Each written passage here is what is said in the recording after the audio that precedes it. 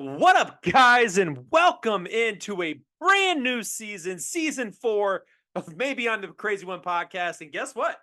You can see us now. At least I hope you can. Now, I'm going to say this as we're recording because I'm real excited about all of this that we're doing this year. Aaron here with me, of course, as well. Eric actually is not here with us this week, but he will be with us before the end of, heck, I would say September, really. He's got a couple things that he's clearing up with, and his schedule has got a couple things, huge life things that are going on for him. So I want to be able to allow him to do those things in the time that he needs to do them. But again, it's part of the reason we brought Aaron in. So Aaron, how you doing, man? It's been a long time since we've been able to do this. It has been a long time. I'm doing great. Just got back from Maryland, playing my quad ball, and we made it to the quarterfinals for the second time in our history. So that was really cool. We have one of the youngest, if not the youngest team in MLQ, is what is called Major League Quad Ball. So shout out Kansas City Stampede for uh, what was kind of the start of a down season. People weren't really picking us to win, and we showed out in the play-in games and made it to the quarterfinals. So that was a pretty big deal. I'm a little banged up, but excited for this. Excited knowing like coming in, we can get back into talking about all the sports stuff. It always is like the highlights of my week. So Hey, and you know what? There's been a lot of stuff that's happened. Some of it good, some of it, a little boring. And, I guess we can kind of start there. So last time we talked, I think it was right before the Western Conference and Eastern Conference finals. yeah, sounds about right. I don't think we even talked about what happened with the Thunder and the Mavs really too much. Obviously, Thunder lost to the Mavs in 6. Mavs ended up going to the finals, getting waxed by the best team in the league. In case you were unaware, the Celtics were one of the only, I think they're one of 6 teams, I think is what it was, that had gone 80-20 in a single season throughout the playoffs and regular season. Yeah. And so shout out to the Celtics for an excellent year. They hang banner number 18 to break that tie with the Lakers, or at least they're going to in October when they, unveil it opening night. Schedule was also recently released, but unlike the NFL, nobody gives a shit about the the NBA schedule release because it's 82 games. I was more interested in the in-season tournament stuff, and we can get to that later down the road because it does seem like they are trying to buff almost what they're trying to get into the in-season tournament, like the value out of it. So we'll see. They didn't take any of our suggestions from the show where, you space it out or make it longer, make it cooler. But, hopefully it continues to latch on and, everybody will stop making fun of the Lakers for celebrating their in-season tournament banner. And then they'll take our advice. Then they'll take our advice. And span it out, build Exactly. anticipation. Right. 15 years later. But either way. So first thing we got to talk about is the NBA Finals. Celtics, Mavs. What were your thoughts on it? Uninterested. Yeah. Like basically, like 2 games in, it just like I knew it wasn't going to go well. Like it was not the Mavs team that we saw like go through the Western Conference.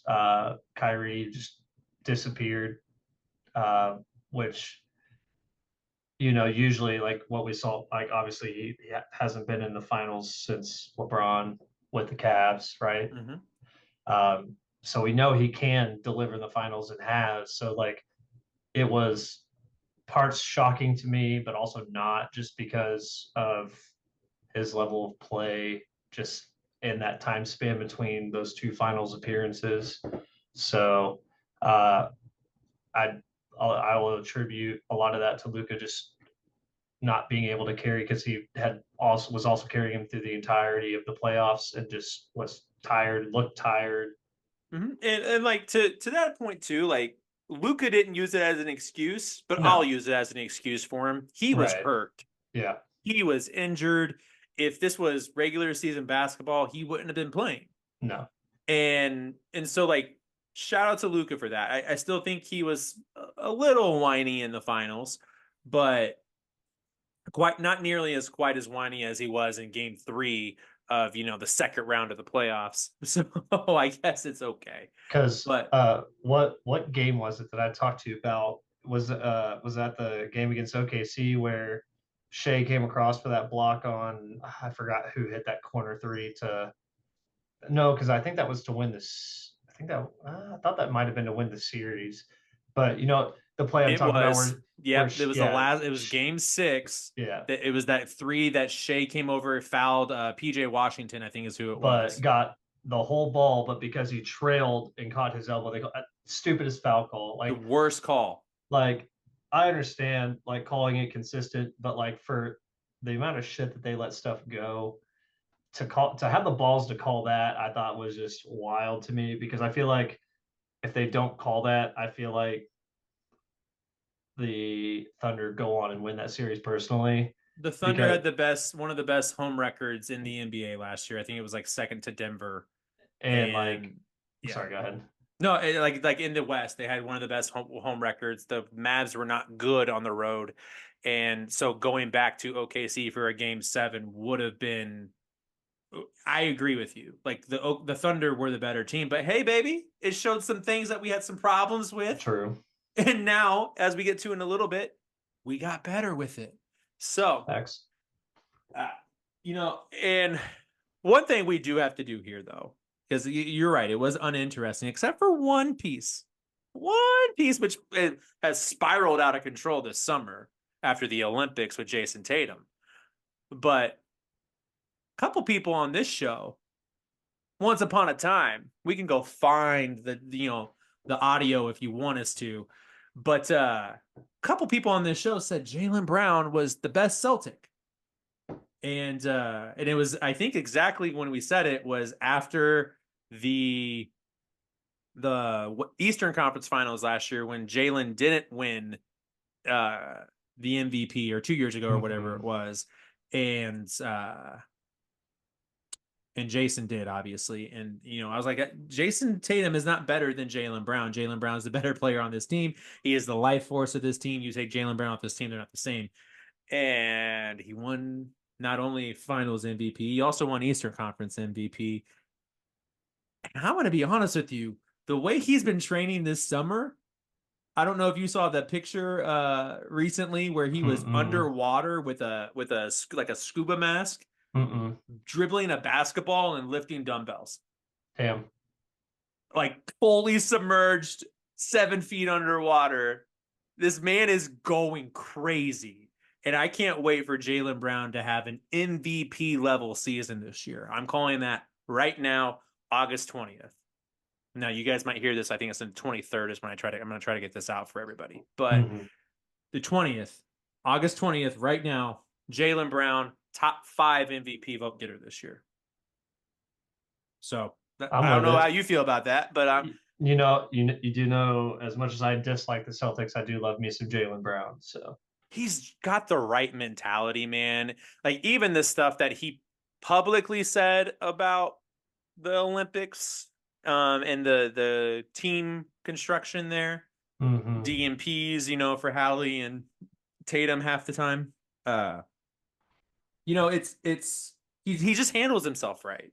right. And like and he's like, I don't and like I love that like Grant Hill had the balls to say something to him and he was like, I've been here the whole time, right? Like he's like, I was a part of those meetings. Like I've been the vice president of the Players Association since I was 22. Like I've been here this whole time. I know how this stuff works. What are you talking Mm-hmm. about, Grant? I'm fine with it. I'm upset about it, but I'm fine with it. So Jaylen Brown, if you hear this ever, know that maybe on the Crazy One podcast, we think you're a top 5 player in the league right now. Just putting it out there. And these two specific people are the ones These that two. These two. these two These two. the yeah are the ones that picked you. By the way, Yeah. Not Eric. Eric did not pick you. He picked Jason Tatum. And honestly, when he's back on the show before the NBA season, we need to make sure that that's one of the topics so we can make him do it again. And agreed. then, so that happens. That all goes down. The NBA Combine then happens in Chicago. Bronny was there. Everybody was watching for Bronny. He struggled a little bit to start the day and then rebounded on day one with I think he hit those it was 19 out of 25 threes, and then I Mm-hmm. think he hit like 12 straight or something like that at one point. And then in the two scrimmage games that they played, he did well enough to hear praise. Now there were some people that are like, if his dad wasn't LeBron, he wouldn't be at the combine, he wouldn't get these opportunities. Sure. Here's the thing, I've seen the kid play. I've watched him play. I've seen him play. Actually, I didn't see him play live. I watched him warm up live. But I mean, I can see him. And then also based upon how he has carried himself throughout all of this, it's the same thing I've kind of said about LeBron throughout his career. It's really hard to have expectations and like scrutiny on you as a child. And Mm-hmm. to be able to handle those expectations and the scrutiny and everything else that comes with that and still turn out to be anywhere remarkably close to like what the expectation was is exceptional. Like, I don't remember a single time, maybe right before the heart condition last summer, where Bronny was considered a first round pick. Mm-hmm. And I think even then he was considered a late first round pick, and or like somebody would take him to potentially get LeBron. That was Right. always the conversation. Which we've also talked about. Right. And and I think maybe at that point. So like I, him getting drafted 55th by the Lakers, where his dad plays, where he won them a title, their first title since 2010, I want to say, with Kobe, the first time that they had saw the Mm-hmm. playoffs in 6 years or 7 years. If you go back right now and you look at the last 15 years, Are you not counting the bubble? well, that's I'm saying that's their title. Oh, okay. That was LeBron bringing them to the playoffs for the Gotcha. first time in 6 or 7 years because they hadn't been Gotcha. since the Thunder kicked him out in 2013. Yeah. Um, but like if you go back over the last 15 years, just look at win percentages. The worst in the league are like the Pistons, the Magic, the Knicks, like Wizards. Wizards, Lakers, because they were bad. We forget that they got the second pick and got D'Angelo Russell, then got the second pick and got Lonzo Ball, they got the second pick and got Brandon Ingram, and those three guys were drafted within 4 years of each other. And you don't get those picks by being good, you get them by No. being bad. And so, like, they were not a good franchise. They're not a well-run franchise. Why the hell would I care if they spend a pick on LeBron James's son, which I think is actually going to motivate him to play better this year Mm-hmm. and like be able, like, it will help him turn back father time. I know that as a father, when I go do things with my son, that like it makes me feel younger and it makes me feel like I can do more things than I probably can. Um, we had a race to the car yesterday morning, like from the bottom of our driveway, and And he probably that's not smoked you, didn't he? no, we were real close. Nah, But he I tell cooked. you what, I was god tired afterwards for You got like cooked. 30 minutes. You got cooked. Yeah, I mean, he is 2 feet shorter than me almost, or a foot and a half shorter than me. So yeah, I guess if we were close, he did cook me. So either way, I also never said I was a sprinter. Okay. Fair. So, but like, I think those are things that are going to matter. And so when we have a draft where, the number one pick is Zach Rizacher, and unfortunately, if I said that incorrectly, I'm sorry. I don't speak French, but I think we looked this up 5 times before we actually came on. Resacher. Rizacher, Zach R. He's fine, but like that's my feeling about it. I'm more excited about Reed Shepard going to the Rockets because he looks like that's the missing piece for them, and I think they could be a really good team this year. Definitely looked that way in the summer league. Do what? Said he definitely looked that way in the summer league. Dude, he was on fire in the summer league. So, and then, I'm real excited to see Rob Dillingham go to the Spurs. Wait, hold on. Hold on. Okay. Oh, there it is. Rob Dillingham was actually traded to the Timberwolves. Not the Timberwolves. Yeah, Timberwolves. Timberwolves, yeah. Wow, way to uh, botch the joke, man. We've only done it like 20,000 times prior to man, now. we practiced this so many times, and the fact that I messed it up the first time live is just great. It's perfect. It's actually on brand for It is. us. It is on brand. 100% on brand. Um, but like outside of that, uh, like you really like your guy, Khalil Ware. Khalil Ware. Yeah, you really like him. I think he's fine. He'll be okay. He'll be a role He player. he also did really well in the summer league. Just saying. He did. Uh, I don't really like some of our picks. I'm gonna be completely honest with you. I didn't want Nikola Topic at 12. It didn't make sense to me. You know, we have Case and Wallace who, you know, graded out as I think he this year as a rookie, he graded out as like the ninth best point guard in Mm-hmm. defensive rating. So I'm already calling him the next Marcus Smart. And obviously he's behind the greatest point guard in the league right now, SGA. So where's he going to play? Because we also just traded for Caruso. We have Isaiah Joe. We have Lou Dort. We have J Dub. You know, there's not a But spot for him, for him. And so we drafted him to go play for OKC Blue. Why? Why do that when you know we needed size? Why not package the 3 picks that we have to go up to 6 to get Donovan Clingan? Like, or he was there, yeah, right, yeah, 6 I think is mm-hmm. where he got taken.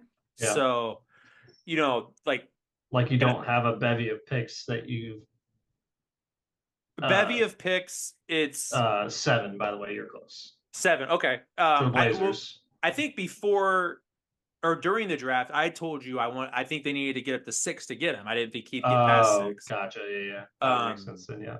but like even if it was 7, again, what are we doing? You know, and granted, Sam trust and Sam Presti, I trust full heartedly.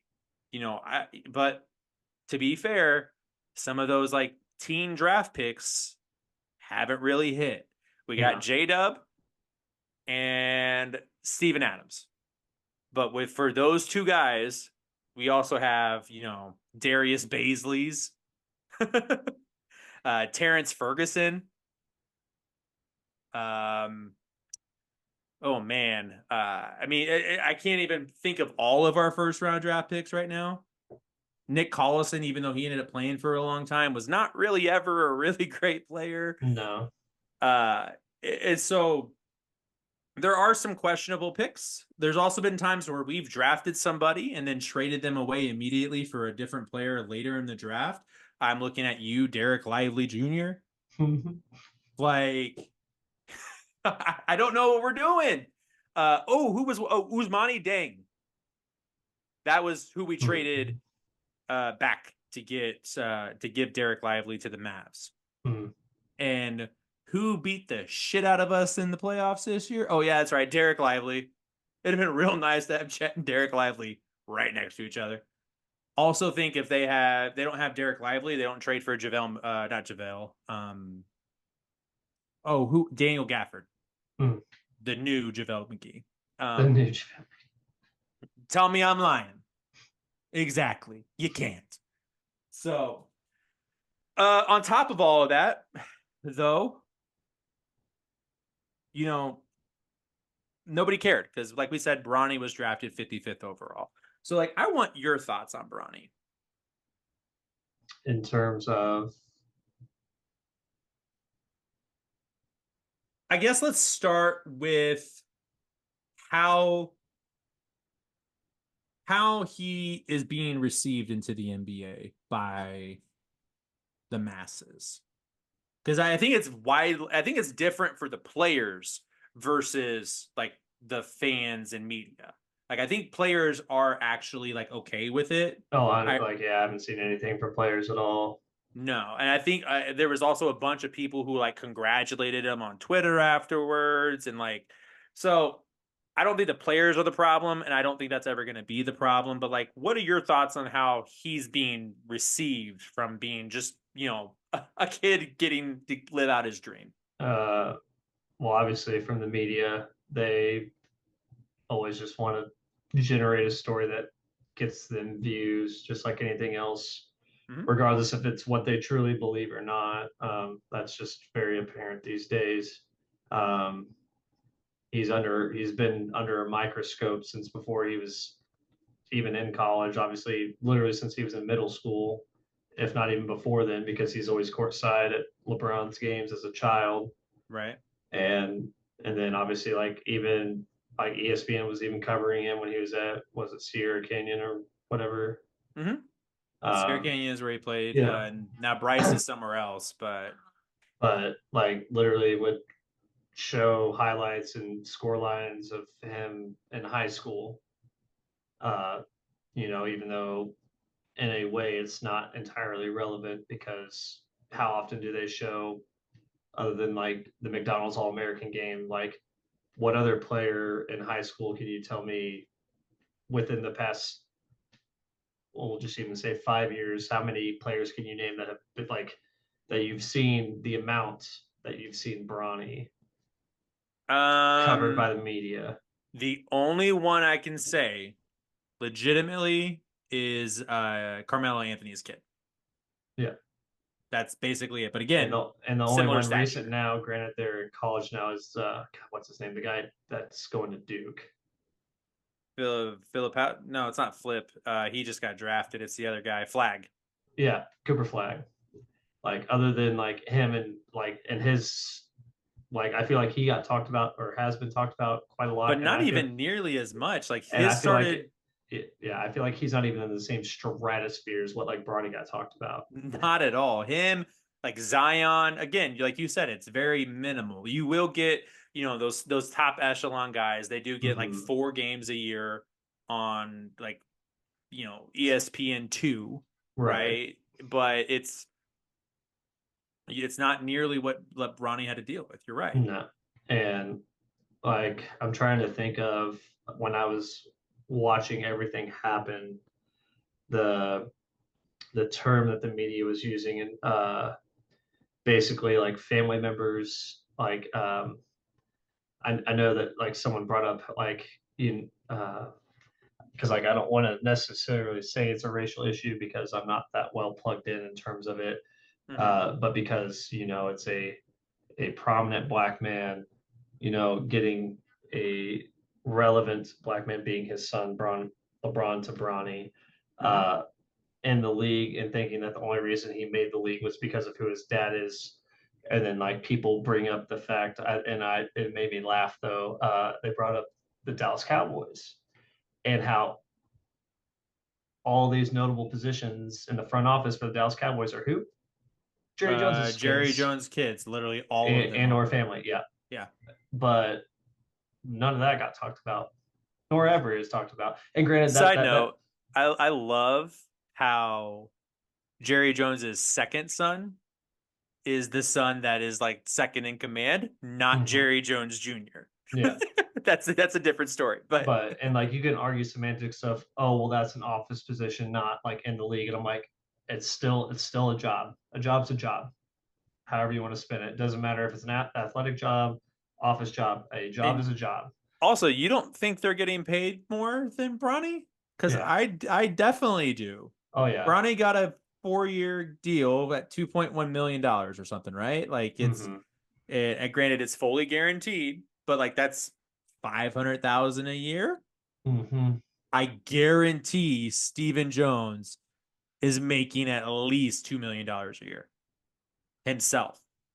And Hmm. granted, to be fair, Steven Jones has done a really good job because he's a part of their scouting department. He's over all of that, and they draft really well with the Cowboys. But his daughter, who's the CFO or whatever, Hmm. or client relations manager or some shit, like that's okay. But yeah, you're absolutely right. And like also, it's the same thing as Steph Curry getting Seth Curry in the league. Hmm. It's the same as Giannis getting Thanasis in the league or Costas in the league. Doc and Um, Austin Rivers.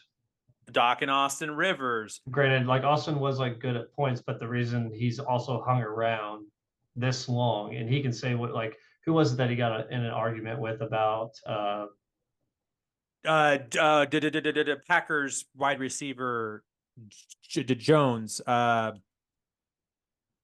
what's his first name? That's not Daniel Jones. That's the You're not talking about quarterback. Aaron Jones, the running back, are you? No, it was James Jones. Oh, James Jones. Yep, James But Jones. about because like yeah, I think that was on Twitter. But Yep. basically, like the only reason he was in the league was because of his name or whatever. And I think this was all going down during this time with Bronny, like Hmm. during this whole conversation, and that's why, like again, full circle to bring that up and like I can't remember the stuff that he said like verbatim, but yeah, it was funny that he brought that up, and I'm like, it's not entirely wrong. No, I mean Zaire Wade's gonna get drafted because Dwayne's his dad. Mm-hmm. Like Scottie Pippen Jr. is still hanging around the league because of his dad. Gary Payton Jr. has rings because of his dad. Like he has more rings than his dad does. And so, like, not to mention that we didn't even get to the fact that a year ago, in a couple months, at this point as we talk, he laid on the ground because his heart was giving out. Mm-hmm. It wasn't working. The thing that you have to live wasn't working. He took 7 months to recover from that. Got to play like 19 games under a dumbass Andy. He's at Arkansas now, I think. No, he's not because Cal went there. Yeah, Cal's a Um, where did he go? Was it Eric Musselman? No, Eric Musselman wasn't there. He was at Arkansas and he went to USC. It was Andy. It starts with an E, but either way, he was a dumbass coach. That's right. He went from them to SMU. He went from USC to SMU or some shit, like a lower mm-hmm. level school, and you Mm-hmm. never see that happen. Why that happened, I don't know. But he was also playing behind Isaiah Collier, who got drafted. He was at one point supposed to be the number one pick. Didn't have a great season himself, and then he was also behind their other really good guard, who I think is still there. He didn't. I don't think he came out.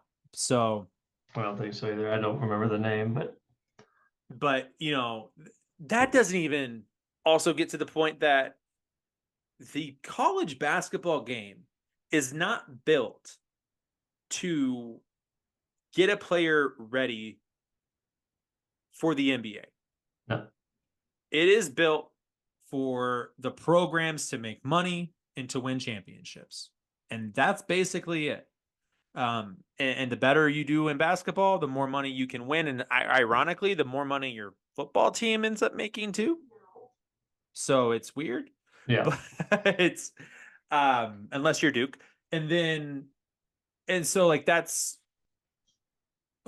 I just don't know what you expect because like we've seen it happen where a player is an excellent player like Cam Reddish in college and then doesn't get any help or further development partially because they're not taught to in the in college basketball. Now Mm-hmm. granted Reddish might be a bad example because he did have Coach K, but it's the same concept, and you can do it the other way. Another person I always think of, like, came out, probably didn't deserve to come out, ended up having a decent career anyway. Dion Waiters.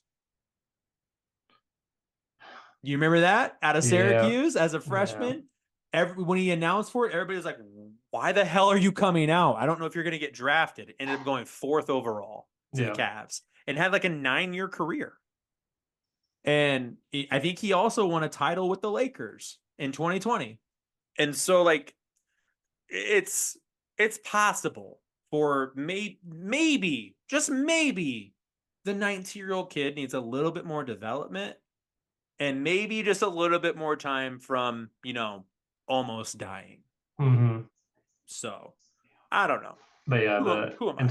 in terms of to like finish off the statement, like the scrutiny, and I've talked to you about this in person before about we'll just go with a fellow draft pick. So basically, during the summer league, I would say that out of all of the picks, Bronny was probably scrutinized the most when he didn't shoot well.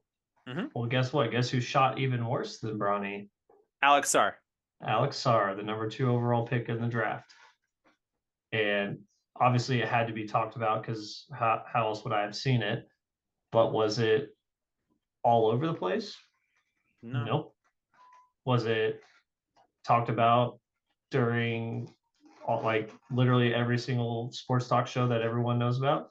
No. Maybe one for I like can't tell you a what Nikola Topic did. for like yeah, but yeah, it was like talked about for like maybe a minute, two of whether or not it should be concerned. If I'm not mistaken, I don't remember which of the shows that it was, but I'm like, this is a number two overall pick, and we're talking about Bronny going two for 55th. 16. The 55th We're pick. comparing Yeah. a 55th pick to a second round pick Yep. for the Also, viewers out there. he's a 55th pick. I don't expect him to be the greatest player in the league and come in immediately ready. Like, But apparently everybody else does. right. But you know By what? everybody, I mean media and people who maybe just casually follow basketball and just see the name. If his name was Aaron Alex, nobody would care. Nope. They'd But be like, because it's oh, well, yeah, he had a bad game here, but oh, like it looks like these last few games of summer league, he was putting up decent numbers. yeah. Like Also, not in not all four great, games, just okay numbers. yeah, in all four games of his summer league, while he wasn't playing well offensively, he played really well defensively. Mm-hmm. And also that fourth game, he didn't look like Bronny James Jr. I know it was in the summer league, and I know there's not a lot going on there, No. but he kind of looked like Bronny James or Bron James, you know. And so I'm just saying, maybe the kid needs more than 40 minutes of basketball to give him a good read. I don't expect to see him much this season. No. I expect him to be in their rotation next year. I expect him to probably be like their eighth guy next year, playing 14 minutes a game. And I think their intention is to probably have him as a starter by year 4. Mm-hmm. But also, if he does develop, like, doesn't have to develop to the level that Braun is, but like if Mm-hmm. he does develop, man, going from Braun to Bronny and having a James on the Lakers for a decade would be interesting to see. Mm-hmm. So, but that being said, some other players also moved around the league. In case you were unaware, I'm just going to read off a bunch of them. PG to the Sixers, DeJounte Murray to the Pelicans, CP3 to the Spurs, Russell Westbrook to the Nuggets, Spencer Dinwiddie back to the Mavs. I say back to the Mavs. He's played for them multiple times now. He did not. I think he played there at some point last year, and they got traded to the Nets or something. Yeah. And so, Oh, yeah, that's right. DeRozan went to the Kings. Clay went to Dallas. Isaiah Hartenstein went to the Thunder. Caruso got traded there. The Celtics paid basically everybody on their team. They now have, I think it's like $1 billion payroll between just the top 5 guys on their team. Mm-hmm. And then the ownership group immediately listed the team for sale. So they wrote some checks they literally don't plan to cash. They're writing checks that won't ever be able to be cashed by at least through their bank account. And on top of that, Evan Mobley, Laurie Markkinen, Jared Allen, Donovan Mitchell, Cade Cunningham, Mo and Franz Wagner, and Tyrese Maxey all got extensions. Mo being the only one that did not get a max extension. So, and then obviously Isaiah Joe and Aaron Wiggins also got extensions. I like the Joe move. It kind of goes in the same hand as the Topic move for me, where I'm Mm-hmm. like, I do like Isaiah, but how many minutes do we really have? And so paying him $15 million a year, does that make a lot of sense? I don't know. Aaron, Something offload later, maybe. maybe, yeah, it's a trade piece, that's for sure. And he's good enough to be a starter maybe in a year. Mm-hmm. Interesting thing, we didn't draft him. He was a Buck draft. The Milwaukee had him Mm-hmm. and let him go. So thanks, Milwaukee. But what do you think is the most impactful move of the offseason, other than Rob Dillingham to the Wolves? Are you sure it's the Wolves? Yes. Um, Most impactful. Um, Man, I don't know. I mean, obviously, like I know this is probably an easy cop out, but I would say, definitely re-signing Jalen Brown being your best player Yeah. in our opinion. Like They signed him obviously, last year though, to be fair. oh, was They that last year? Okay, so Yeah, then I guess that Tatum wouldn't got that his I guess this that wouldn't year. count. Um, Yeah, Tatum went to 5 years, $306 million or whatever this year. I mean, the Cavs holding on to Donovan Mitchell, maybe. Not that I don't think like moves the needle for them, but like keeping him on board. So I think that's a big move, but for a different reason. Him and Darius Garland have apparently an issue with each other. Mm, And honestly, if I'm keeping one of the two, I'm probably keeping DG because he's easier to build around. He's more flexible, younger too, correct? little bit younger because Mitchell's only like 27, I think, and DG's like 25 now. Gotcha. But he's a facilitator versus Donovan is a is a ball eater, and Mm, that's not saying he's a ball hog. He needs a lot of he's a volume shooter, yeah, and so I think they could have spaced their floor a little bit better if they didn't re-sign Donovan. They could have also used him as an asset. There's a bunch of teams out there that would love to have Donovan, and the Knicks would have been one. And then maybe instead of, re-signing Donovan Mitchell, you could have signed maybe a Mikal Bridges instead of Mikal Bridges then going to the Knicks to create the Villanova Knicks. right. But or the New York Wildcats, however you want to call it. Who was it that I also said that signed to the Kings? DeMar DeRozan? That might help them some. It does because it gives them at Again, not least. necessarily a big thing, but like considering how well, obviously, like last year compared to the year before was definitely a down year for them. Maybe that might Mhm. help them kind of get closer back to that point. Yeah. Like I obviously, I don't consider them a championship contender, but like maybe that will help them build something. Well, DeMar's also like while he doesn't have a championship, Jamar's a champion. Mm-hmm. Like he's a very good basketball player. He is a veteran that knows what it takes to win. His teams just haven't been good enough to do so. And unfortunately, he was a part of that Kawhi trade and going from Toronto to San Antonio, but then he got to learn how to build under pop. And it was during the time where they weren't super good, but he's the one that kept them relevant. And then he went to the Bulls, and while everybody wants to give Zach LaVine his flowers, DeMar DeRozan was the leader of that team. And Mm-hmm. one thing that the Kings have needed is veteran leadership. Because De'Aaron Fox, for all it's worth, doesn't have veteran leadership. He is the veteran of the team, but there's no leadership there because he hasn't gone through anything. Their best season in the last 20 years is losing in game 7 to the Warriors, like 2 years ago. And Mm-hmm. so, Keegan, or not Keegan Murray. Is it Keegan? No. Yeah, they Yeah, have Keegan. Keegan Murray. Yeah. Chris is in Portland. Um, Keegan Murray, Sabonis maybe would be a leader, but like again, all of his like success and history is with the Thunder when he was a rookie, and so that doesn't really qualify for me either. So this gives them that guy. I think that gives them that because he'll be a high minute guy. He's never been a high usage guy though. Mm-hmm. He moves without the ball. He takes smart shots. He's a good fit for them. And Mike Brown's a good coach. So I agree with you. I think all of those move the needle.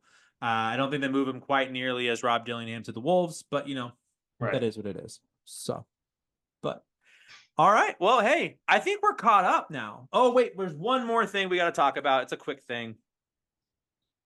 The Americans went to the Olympics this summer, They did. along with the rest of the world for that matter. But the Americans brought home the gold in men's basketball and women's basketball. The women's game was by 1 point, and the French team that they beat hit a shot as the buzzer sounded to lose by 1 instead of by 3. and they didn't take the 3, they took a 2. So, and Asia Wilson after the game was like, I saw her step inside the line. I was like, yeah, you can shoot that. That's fine. So, shout out Asia Wilson, who might be having a little something something going on with little Bam Bam down there. Who knows? Hmm. We might see a little something something going on there. That's We're not going that's to that's speculate. that's that's Captain Bam America to you. No, it's not. I had to think about that one. I had to go through the whole process. No, it's not. He's not Captain Bam America to me at all. He is Captain Bam America. No, he's not. But what are your thoughts on how the United States performed? Your overall impression, what you're going to take away from the Olympics? Men's or women's? Either. The men won their Uh, 5th straight gold, and the women won their 8th straight, by the way. well, men's, obviously, we know people were unhappy that LeBron won MVP and thought that Steph deserved it, even though Steph really didn't start doing much till what, the last 2 games, 3 games. Yes, Asia did not get there to the last week. Or And Aisha, sorry, not Asia, Aisha. yeah, and like obviously you can attest to the reason that they maybe won the finals itself was because of Steph. Sure, like I'll give that to you all day. I watched that game. Steph went absolutely mental in the fourth quarter, especially like the last 3.5 minutes. Absolutely insane. Yes. Um, I'd argue the but game was already an 8-point game at that point, but yeah, it was. But like he kept it, and like when they kept creeping, Steph just yes. kept hitting dagger after dagger. Including Um, that iconic shot over both of the guys while Katie and LeBron were open on the left side of the yes. That's the only time that shot is ever shot. It's by Steph Curry, and that's the only and time it's acceptable too. and Steph Curry is the list. That's it. That's where it stops. Yes. Um, I will say that they definitely they showed not great signs in terms of like you had players that just didn't play or didn't play a lot of minutes, whether that be Joel Embiid, whether that be Jason Tatum, uh, Mm-hmm. Halliburton, like even Derek White. I don't think stepped on the court the entire finals. I don't know He played spare. I think he played like 11 minutes or something like that, but in he the didn't play. finals. Yeah, he didn't play Okay. very much. Um, but like I don't think Halliburton did. He did. It No, I was don't think he very played. minute. I think he played 2 or 6 minutes the whole Oh, tournament. right. And I and you know me, I love Halliburton, but it just like goes to show with politics and basketball or just sports in general. Like, so you're not going to tell me that the Finals MVP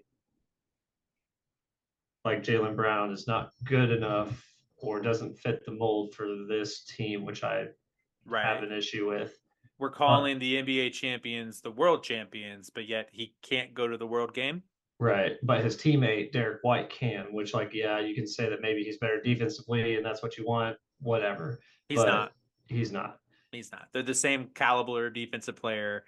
Jalen's just better offensively. That's what Right. it is. And so, like, that was a head scratcher for me. I'm like, first, you don't take him, but then you take someone who's not even like their fourth best player on the team. Mm-hmm. I would even argue that Drew Holiday is better than Derek White. Yeah, he was there too. Yeah. And I'm just like, so we have all these players, but you don't even pick the best one on that team. And I'm just like, okay.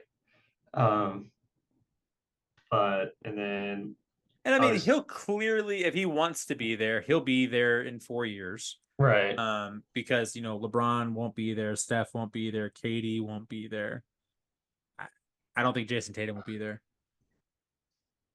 And like, and I don't know how much Nike truly had to do with it or if that is literally anything or not. Who's to say? I It's not mean, my place to everybody say. on the team was a Nike guy, Mm-hmm. so except for Steph, he's an Right. Under Armour guy. Correct. But you're not But keeping Steph off for someone wanting to be in their first Olympics, which I still find insane that this is his first ever Olympics. so the other ones, it was because he was playing in finals. and Mhm. they had extended runs, or he was hurt a couple times. Like in Right. 2012, he was hurt. And so 2016, they had just ran through the finals. 2020 was moved to 2021, and they Right. went to the The finals. finals. And then Uh, 2024. but um, as much as I love Steve Kerr, I don't think he should also coach next year or like the next one. No. Um, He and seems to have lost a step coaching. correct. Not And even like, just at the international level, like right, but the NBA yeah. as well. Agreed. Yeah. And like, call me a homer, and maybe because he was there, this means he'll be next up. But I'm giving my vote to Eric Spoelstra. I Spo's think been he, there for like the last 12 years though. I mean, he right. was an assistant at K. But like, I feel like he would be a good fit to take over. He's been in the system, knows the players. Can I give you a different guy? Sure. Nick Nurse. I like Nick Nurse. I can get behind that. Also, sneaky fun pick, but it would probably never go over at the international level. Tom Thibodeau. No. Yeah, unless you want them all coming back hurt from the Hey, they only got to play 6 games. They don't even we don't even need to send 12 guys. Just send 5. They'll be fine. and before Bridges loses his straight game playing streak because he's in the Thibodeau system now. Oh, I 100% guarantee that's going to end this year. And if it doesn't, I think we need to give Bridges an award. Like I think Taj Gibson might be the only player to play 82 games in a Tom Thibodeau system. But like, they got the job done. They did what they needed to do. Was it perfect? No, but all in all, they won, and that's what matters. But So we talked about this aspect, and I think it was off the show, not necessarily on this show, because again, we weren't talking about Olympic stuff, but kind of goes to your point about like leaving players off or putting them on. I think there is some value to having the conversation of you're not one of the top 8 guys in the rotation, or when we talked about it, it was with Caitlin Clark, so it would have been women mm-hmm. at that point. So what does it make sense to have you there? Now your argument after it was like Diana Taurasi averaged 0.4 points or whatever it was for the whole tournament. Why was she there? Mm-hmm. I get your point. At the same time, if they're both not going to play, why have her there? I also see your point, like experience, get her that value there. I don't think Caitlin needs it. I don't think I don't Caitlin think she cares. needs it, but like, I also don't want to just send someone to make them the most decorated athlete when, like, in one hand, yes, she was that player, but necessarily isn't now. Granted, I did watch when I was in Baltimore, Mm-hmm. when Laura and I were at the airport. We were watching the Mercury Sky game, Okay. and she went absolutely mental. Like, she has that capability still, So does Caitlin. Like but so does that's Caitlin. right. And I'm like, and again, like, I don't necessarily agree that she wouldn't have played. I think she would have. Like, I understand, like, not making the practices, like, that is what it is. Like, obviously, again, they also won and they hit the shot at the end. So yes, they didn't technically only just win by one, but Mm-hmm. um, I don't want to just send someone just to be like, oh, hey, here, you're the most decorated athlete now. Right. And I think it's clear that like her and Angel are going to be The the future, future yeah. with Paige probably. And your girl over at USC, Oh, Juju. Juju. Yeah. And so like that's our 4 out of our 5 with like Even Asia. like, Caitlin aside, I said another person I was really high on, and some people were floating around, was uh, Erika Gumbawale. Oh yes. She's Yes. She's been excellent. absolutely dominating. She could have, like, I feel like she could have contributed. Mm-hmm. Uh, there's also, was it Neko Gumake? She also is playing very, very well. I think she's on the Storm, has been dominating all year. Could have made the roster, didn't. I Like, think And I think it's also very clear that there's a lot more politicking that goes into the women's Hmm. side than the men's side. Mainly because I also think that like the spotlight hasn't been there. This is the No, first time that we've seen the correct. women's side get like almost equal coverage as the men. Right. And typically they're always better, kind of like in soccer too. But it's interesting. And so we'll see how that adjusts. I don't think that the coach is going to be the same coach. Hmm. I don't think she gets it back. I don't know who that was, but I know she's the Lynx coach currently. Yeah, she is. Because if you remember back before it started, when I think the Fever played there just before Stared the her down after break, the shot or and whatever. basically, like, I think that was a game that she went off for 20 plus points and like stared her down at the bench at one point in the game. Yeah, after a And clutch shot in the then, fourth quarter. yeah, and then Like it's everyone, like and then she looked at her like, everyone, "Bitch, what are you doing?" Like, everyone rightfully so was talking about it like after. And then uh, we watched the WNBA All Star game where you had, Team America versus, the WNBA All Stars, which were rookies and not rookies. And Lord, I actually talked about like, yeah, it's not a good look when your Olympic team loses to these players who supposedly aren't good enough to make it. right. It's And not very not good. right. It's just not the best look. And you can say what it is. Oh, it's an all-star game. It doesn't matter. People aren't trying. I'm like, this isn't Doesn't the matter. NBA All-Star game. I feel like they play a little bit differently than than what they do in an NBA All-Star game Yeah, from nobody plays the way the NBA does. That's from that's my experience of watching. But right. yeah, yeah, I don't like all of just like the negative. And again, it's probably because everything's under a microscope now because they are pushing the WNBA a lot, which I like. I like that they're pushing it, trying to get people to come watch. I just hate all of the just the back and forth of like basically like again, and this is just media, like pitting players against players, like this whole Angel Reese, Caitlin Clark nonsense. Like you can enjoy both, you can watch both. Mm-hmm. Like you don't have to like one just because you like one doesn't mean you hate the other or think the other is bad.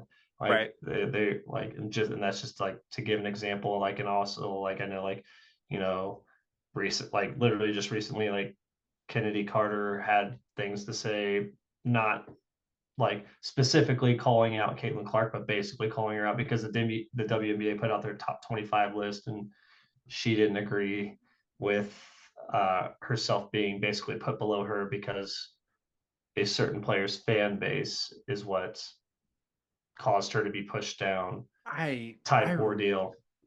this is gonna come off probably way wrong. I wish Kennedy Carter wasn't as good as she is. Mm-hmm. Just because like she's good. She thinks she's better than she is, clearly. Not a good teammate, track Not a record good wise. teammate. Not a good teammate. And also just doesn't seem to be a very good like athlete, like on the professional side. Mm-hmm. Like she's a good athlete, but not a professional athlete, I guess. Right. In terms of like, yeah, you don't have to be friends with everybody. You don't have to let everybody know you're not friends with everybody. Right. And Like so, obviously you're free to live the life that you want to live. That's your prerogative to do so. But mhm, like, yeah, I just like I'm not saying athletes need to be friends with one another. Like, you want to have that competitiveness and whatnot, absolutely. but I just hate the things just being pushed constantly. Like, just let people watch and enjoy the sport. Let the stories play out themselves. Don't try to spin a narrative. Like, people are watching, and the constant this player versus this player is just gonna end up turning people away because they're gonna get tired of hearing about it. Hmm. Because it's not even from a basketball standpoint, it's from a racial standpoint, a political standpoint, you It's know, everything that's not basketball. correct. Like, you When the know, basketball should be the first thing that we talk about. And then if the players want to have social causes and things that they want to talk about with us, sure, I'm totally fine with all of that. But like when we cover the sport, I don't need to talk to you about the race of a player. I don't need to hear about Caitlin being a white woman, Angel being a black woman. It doesn't matter. They're both excellent basketball players. Mm-hmm. I think they both should have been on that team Mm-hmm. like this year. Because again, like we talked about, experience matters. But Correct. I think they both handled it well. Mm-hmm. I think Caitlin's trying to do a little bit too much right now because her turnovers are back up over 5.5. But and she had gotten them down to like 4.2. I was really happy Mm-hmm. for her. And We yikes, said 4 was that magic number. 4 was the magic number. And as she kept creeping closer, I was getting excited. And then she just let go of the rope. I think she had like an 8 turnover game the other night. Mm-hmm. But they're the 7th seed right now. I don't know. I can't remember. Is it 8 that make the playoffs there, or is it 6? I thought they got up to 6 after their last couple games because they've been winning, if I'm not mistaken. But I'd have They're to double check that. I just checked it. They're down to Okay, that's how I knew where Caitlin is with her stuff. gotcha. But uh they're 13 and 15 in the 7th seed. So But yeah, I think it somebody is won tonight. 8. Hmm? I said no, but I'm pretty sure it is 8 teams. Correct on that. And so she's gotten them from second last to 7th. Mm-hmm. And so something's working. I think a lot of it's a Leah Boston. Yeah, Leah Boston's finally playing like Leah Boston of last year. Right. And like a lot of that just could have been chemistry things because like before Caitlin got there, it was like it had to go through Aaliyah Boston, and then both Caitlin and Aaliyah and the rest of the team, for that matter, have to adjust with Yep. Caitlin being that facilitator. And granted, obviously, she's not necessarily facilitating every single play, but they have to learn how to mesh, and that's going to take time, regardless of how good you are. I don't care. Like people have to get used to playing with other people, and those two are vastly different players, so the offense is going to run differently, which is why I think they had those growing pains to start the season. Yeah, just like Aaron Rodgers should be playing in the preseason with the Jets. Yet, here we are. So, but that's in the NFL, and that is going to be after our break. So, do you have anything else to talk about with basketball before we wrap it? Go watch Women's basketball. It's great. It is great. I agree with you. We're going to go ahead and take a quick break. We're going to go try our best ray gun impressions, and then we'll be right back to talk the AFC and what we think 2024 2025 will look like. We'll be right back.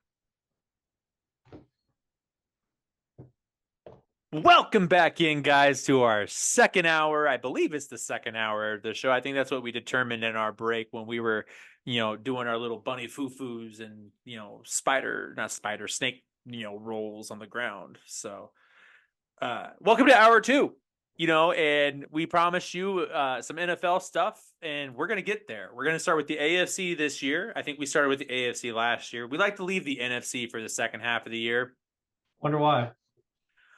Or not the second half of the year, but at least the second, portion of this show. Typically, for the last 3 years, we've done it that way, and it's really because a lot of people tune in to hear my thoughts on the Eagles, and so you can go ahead and pencil in the NFC East as the last topic we're going to talk about. But at least for right now, Philly, baby. But we'll see what if I pick them next week when we talk about the NFC. But we got to start with your side of the conferences, if you will, as you can see by that dumbass stallion on your shirt. The only one dumber than him is Connor. And so I'm going to give you the option. Do you want to go AFC West first or last? Last, because we're going to be doing the NFC East last. So yeah, I guess that's fair. Okay. So I guess let's start. Boy, I think we're going to have conflicts on most of these. The one I think we'll have the least conflict in is the AFC West? East. Oh.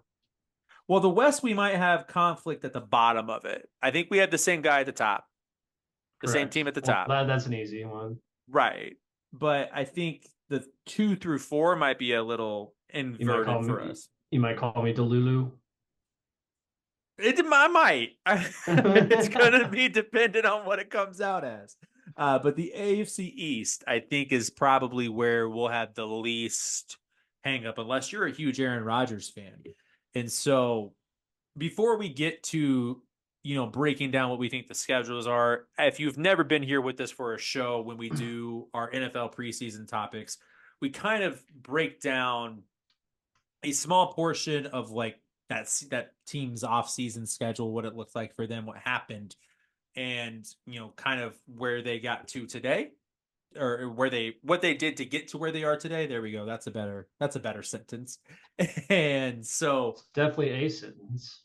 it's a sentence, right? So what we'll do is I will list information about these teams from each respective conference, each respective division, and kind of just some high level overview things based upon last season's standings. And so, for example, AFC East, we're going to start with the Bills. So they won the division last year and, lost in the divisional round to the Chiefs on Mm-hmm. the weirdest of things that I've ever seen in a game. But, it ended up being what it was. Call it fate, if you will, because obviously the Chiefs went back to back. But in the offseason, they lost Stephon Diggs. They lost basically their entire secondary and didn't really do much to replace anybody. Also lost Gabe Davis. And so Mm-hmm. I think they brought in MVS, who's potentially about to be cut. Khalil Shakir is Correct. obviously going to be their number one receiver right now. What are your feelings on the Bills, Um, or at least on their off season? is alarming. Like, yes, Josh Allen is very good, but if you don't have weapons, then it's going to be very, very hard to continue to continue to compete for not only for the Super Bowl aspirations that they had, let alone now their division, Mm-hmm. because Miami is still good, Mm-hmm. still has their players, and then like granted, I know uh, they're gonna have to wait to get Bradley Chubb back on defense, Mm-hmm. but once he comes back, like the Dolphins made, if I'm not mistaken, like some semi decent like off season moves.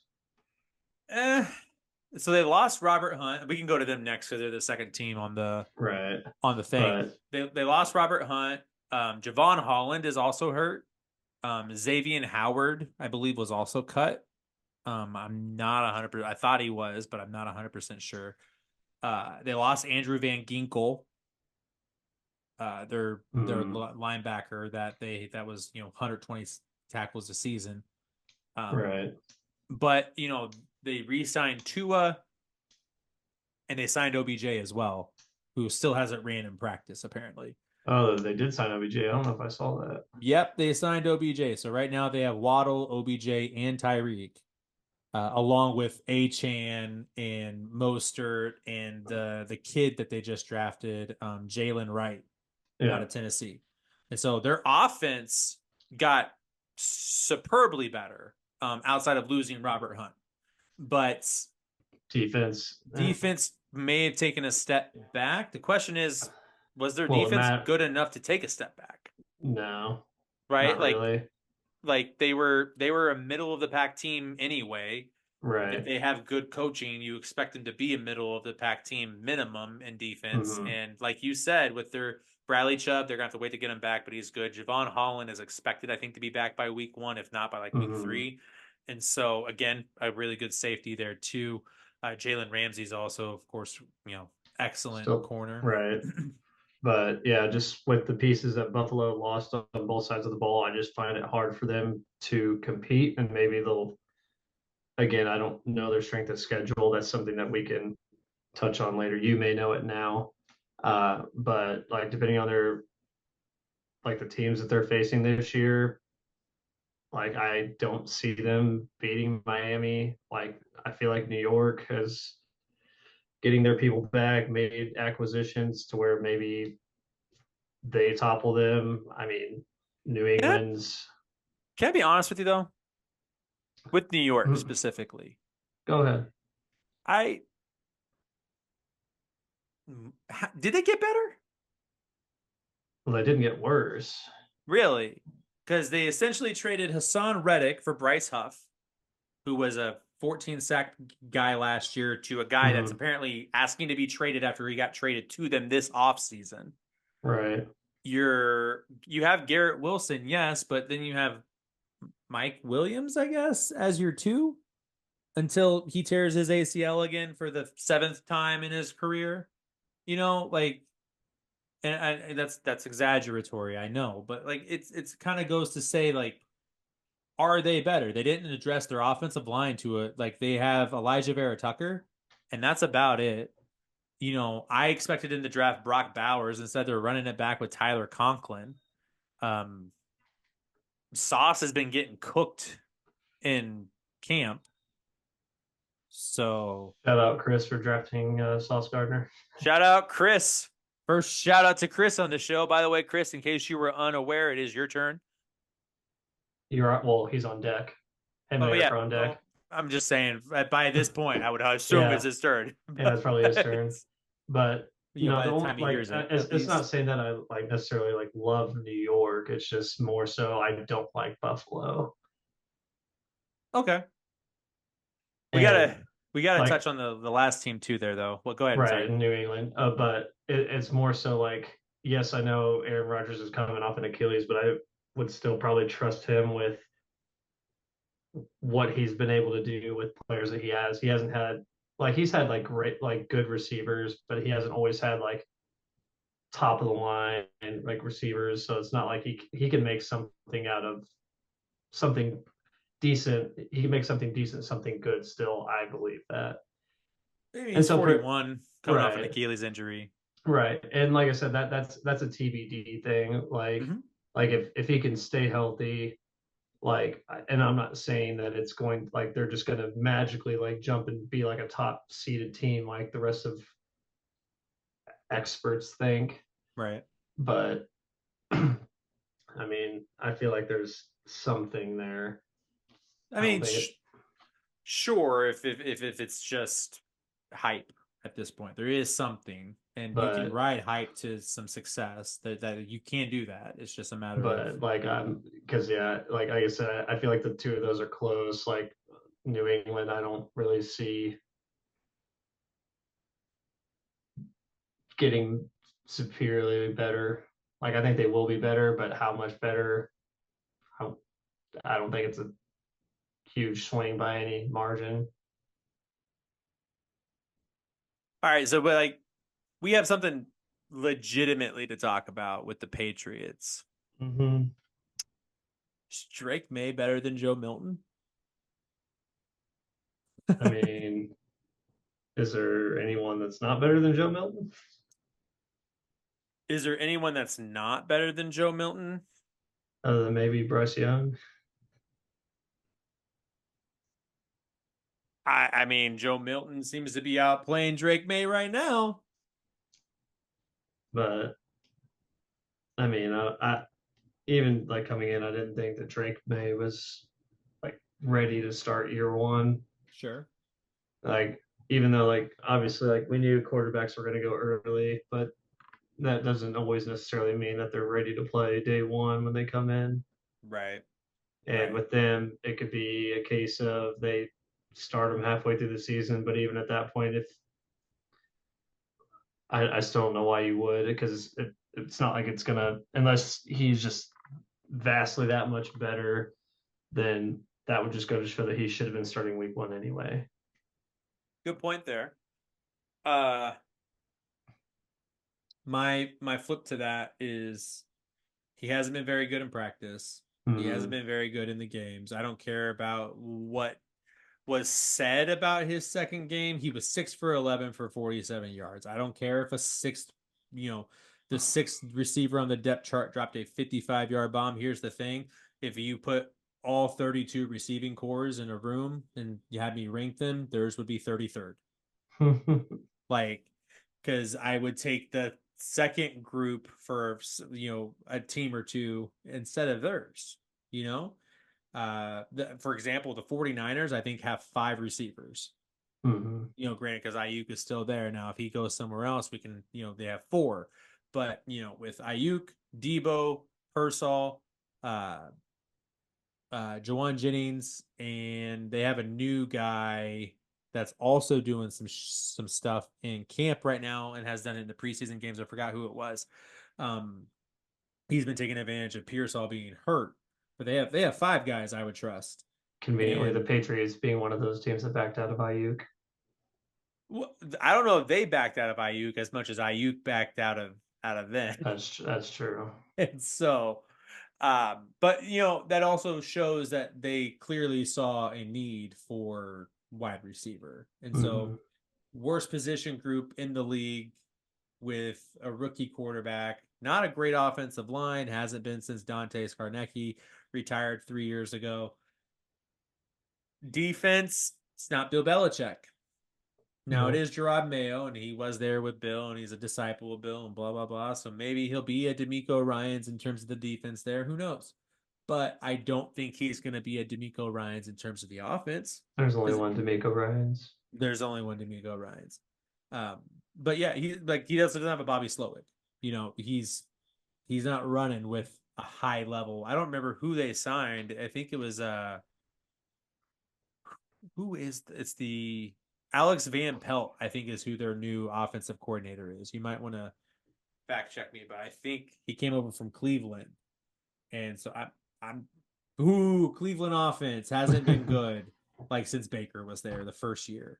And if you remember, that was Freddie Kitchens' offense, not Mm-hmm. Alex Van Pelt. So uh yeah. So I mean, I have some strong feelings about the Patriots, obviously. So yeah, let's go ahead and give our AFC East. East standings. We'll start with fourth. I assume we're both going with the Patriots. Mm-hmm. Okay.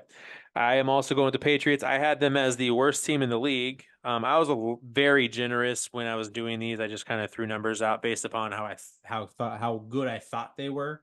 So they may not Mm-hmm. actually win this amount of wins, but right now I have them as the worst team in the league at 4-13. And so, who's your third team? As of right, well, this is one of those things where I said it was like pending. Mm-hmm. If Rodgers plays, I think they edge out Buffalo Yeah, the whole season, or at yeah. least a majority. I'm expecting Aaron to play all season, and they're going to go 8-9. But yeah, I have Buffalo at 3 Okay. I have by a slim margin. Obviously, I did not have wins or losses written down, but it's close. Yeah, I mean, to do it fairly as well, you would have to, go through every game and do that. And Mm-hmm. not asking you to do all that right now. That's a lot. But, I have him at 8-9. I think we forget that Aaron Rodgers 2 years ago was healthy and didn't throw for 300 yards a single game that year. He had like 24 touchdowns, and they went checks math 8-9. And it was about not having receivers this, not having receivers that, yet Jordan Love with the same group of receivers performed better. Mm-hmm. So and coming off of an Achilles, being 41, I think he plays all season. I don't think he's good. So I have them at third, and I have the Bills at 2, and it's not close for me. They're 11-6. And so we both have the Dolphins at the top. I have them at 12-5. That feels right. The most important thing for them is trying to stack up as many wins early as possible because Tua can't Mm-hmm. throw the ball under 47 degrees. So, Correct. all right. So let's move on to the South. And I think you think we have the same team up top because I Correct. think you have Houston. You would think correctly. Okay. And Also, for so fantasy purposes, I need that to happen. for anybody who needs to know more information on that, your boy Aaron took CJ Stroud second round, and so he's got to get that to pay off fast. But so what we've done with the other ones, they added Stephon Diggs, they added Daniil Hunter, they added a defensive tackle as well, but he got hurt or suspended or something, so he is not a part of the conversation right now. I forgot who it was. They added Joe Mixon. They added Joe Mixon as well. They drafted another corner as Mm-hmm. well. Stingley gets another year. Petrie gets another year. Will Anderson gets another year. And so they look pretty good, right? Mm-hmm. Bobby Slowick also stayed. That was a big part of that. And so I just I like them as a team. Do I like them to win the division? We'll find out. Second in the division last year was the Jags, who started out like 7-2 and then imploded after Trevor got hurt and then got hurt again. And we can make up as many excuses as we want for the man with flowing hair, but truth be told, is he that good of a quarterback? Who's to say? That's the only answer we have. Is like I don't know, and that's really weird for a player entering his fifth season in the league or fourth season in Mm-hmm. the league, whatever it is. Like I don't know if you're good at the quarterback position. You usually know by year 3 if they're good or not. Thing is, they had Urban Meyer the first year, and he was too busy going to bars with 19-year-olds as a married man. So and kicking the kickers. That too. So overall, are they going to be better than they were last year? They added Gabe Davis. I don't think they really had much other moves. They lost Mm-hmm. Calvin Ridley.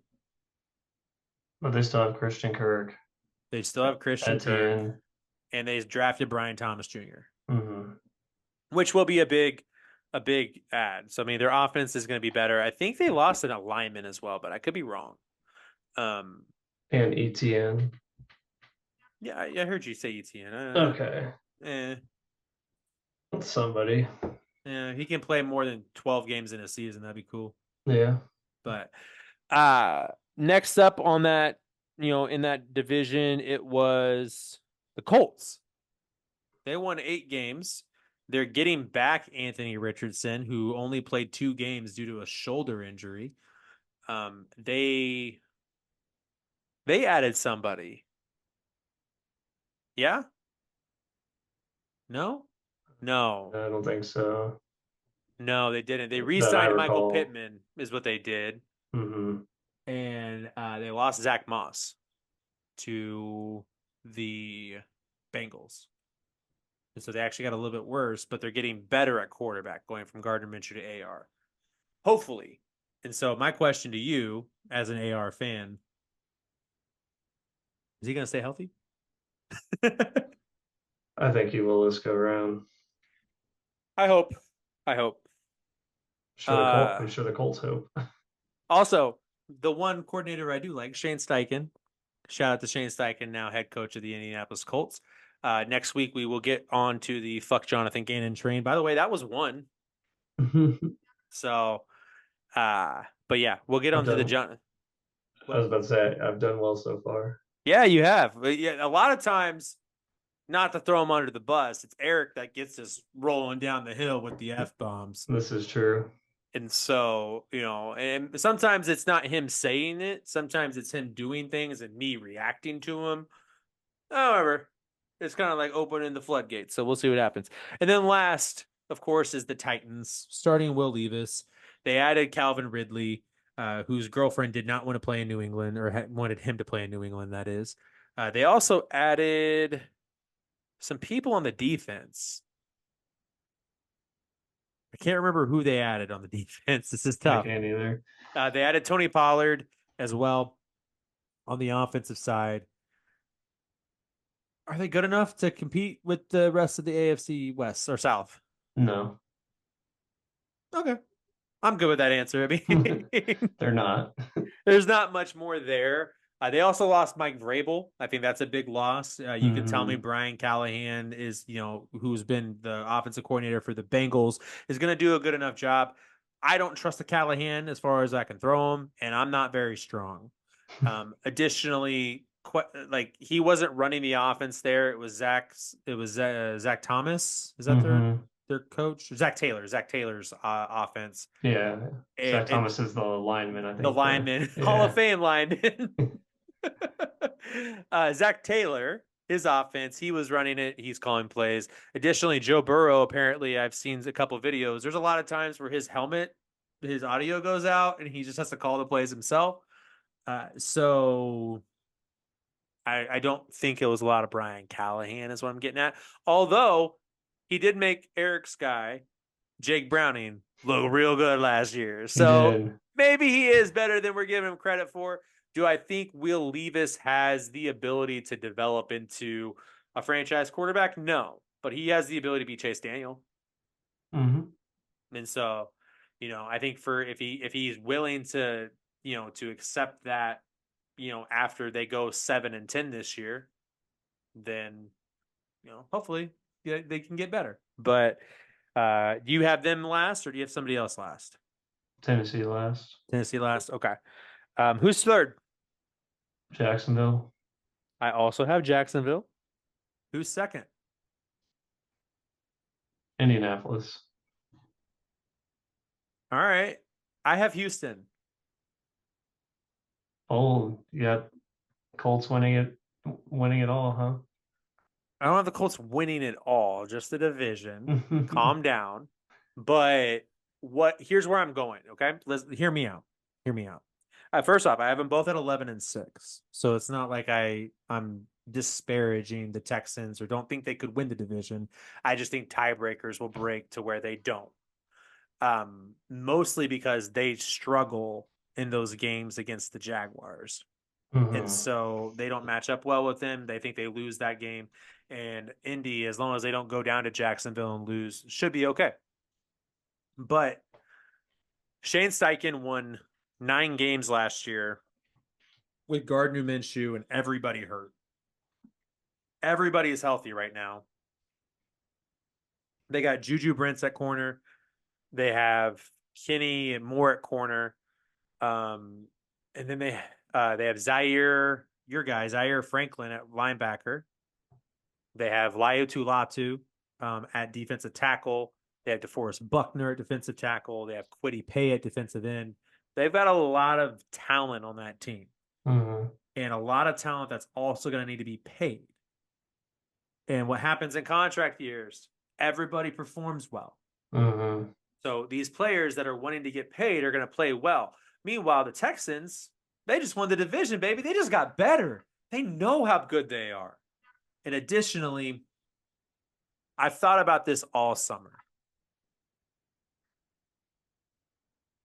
And I might be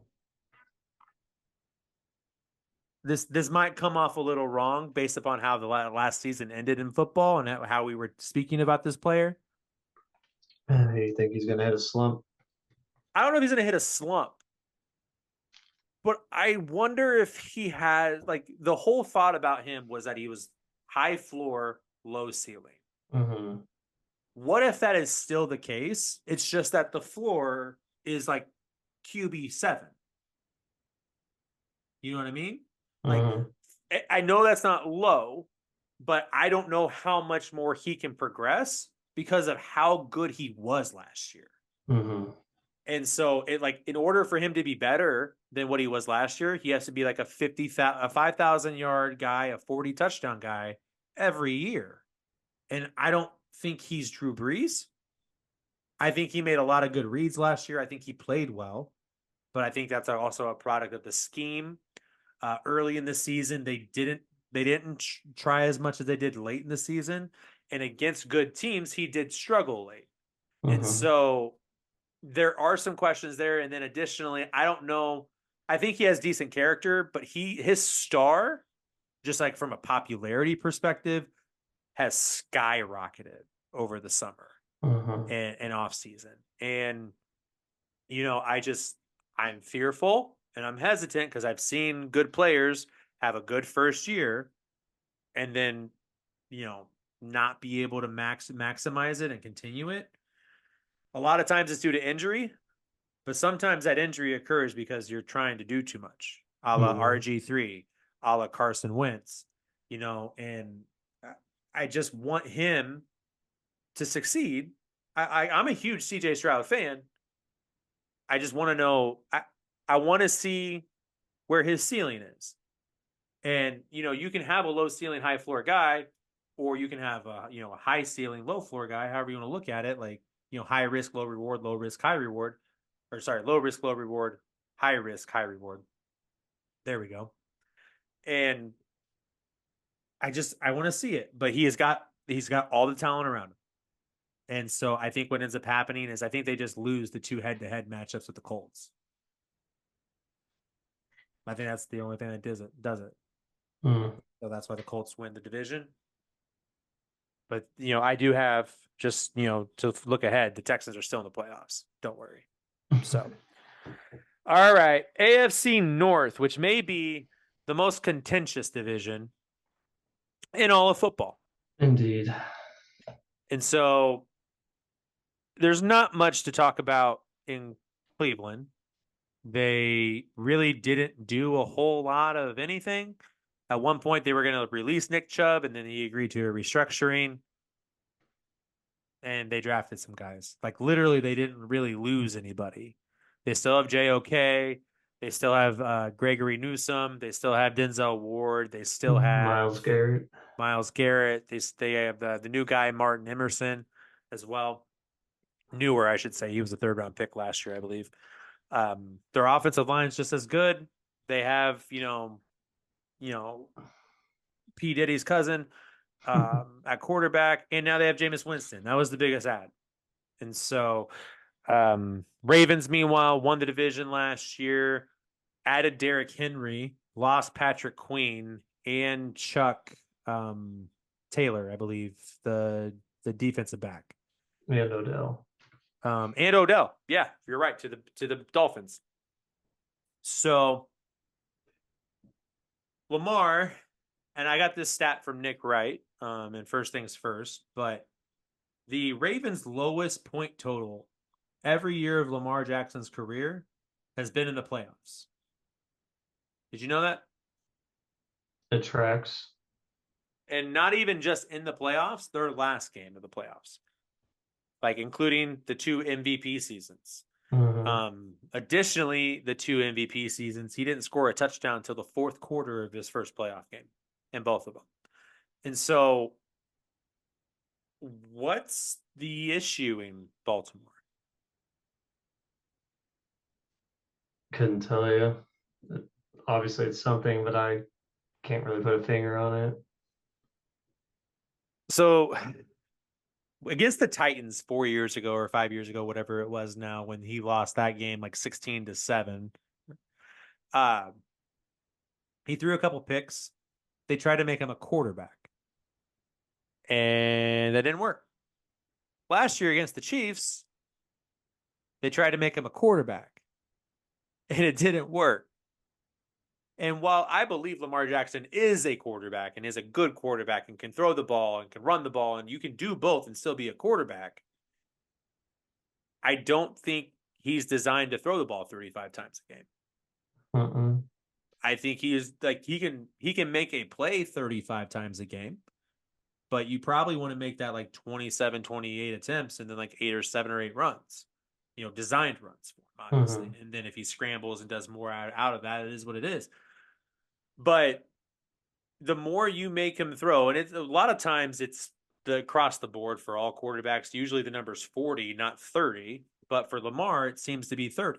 And so, I just wonder, is he built to be the leading force of your team? Or is he like oh God, I'm probably going to get placeholder? Not placeholder. I just feel like I'm going to get some backlash on this next statement here. Is he an elevated version of Brock Purdy? Like in terms of like a system guy? Yeah. Just you necessarily can't depend on him to be the guy that wins you the title. But gosh dang it, he is a talented player. And if you surround him with the right pieces, he is great. And when he had a great offensive line in 2019, he won an MVP. This last year, he had some pretty good weapons for the most part in a defense, a decent offensive line, but a better defense. And he won MVP. And, I could probably say the same thing for Patrick Mahomes this year, right? And so I do think your guy CJ Stroud has a chance to win it more so than like my guy Jalen does, or anybody else for that matter. I think it's actually like right now. I think it's a 2-man race between CJ and Joe Burrow. And I think that's just because Patrick is expected to continue to win titles and other Mm-hmm. MVPs down the road. Do these guys potentially have it in it? No. And voters do like to give first times out versus third times out. So that being said, Mahomes is probably going to finish with 5 of them in his career. I would Mm-hmm. go on board right now. 5 of those, and I probably say four Super Bowls. I don't think they go three-peat, but 4 Super No. Bowls. Bengals. Can I be honest? I'm nervous about Joe Burrow's wrist. Mm-hmm.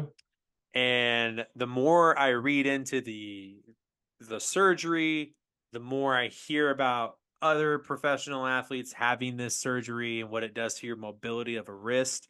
And as a quarterback, having, the ability to move this like this is important. And when, AJ Hawk says, he went from being able to do this to being able to do this, that seems like a problem. When Correct. he's like, I had to play the rest of my rest of my career in a cast, that's a problem. And the other problem is Joe's like, yeah, I'll be healthy for week 1. I don't think Jalen's like, yeah, I'm going to be healthy for week 1. Or Baker's like, yeah, I'm going to be healthy for week 1. Or, your guy, Bo Nix, is like, yeah, I'm going to be healthy for week 1. Typically, when you're talking about that, it's because you're dealing with things that are not healthy, Mm-hmm. like Aaron Rodgers, like him, like Anthony Richardson.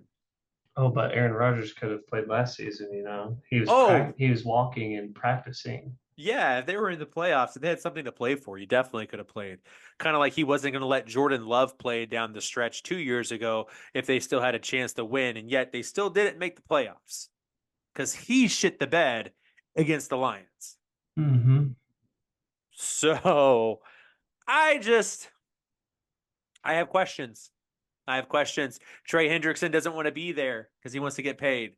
Sam Hubbard had a down season last year. Joe Mixon is gone. Jamar Chase is unhappy. T. Higgins is unhappy. Who's happy in Cincinnati right now? Mm. Is anyone I, ever happy in Cincy? Is there anything to be happy about in Cincy ever? I, they want to tell you Skyline Chili, but I would never tell you that.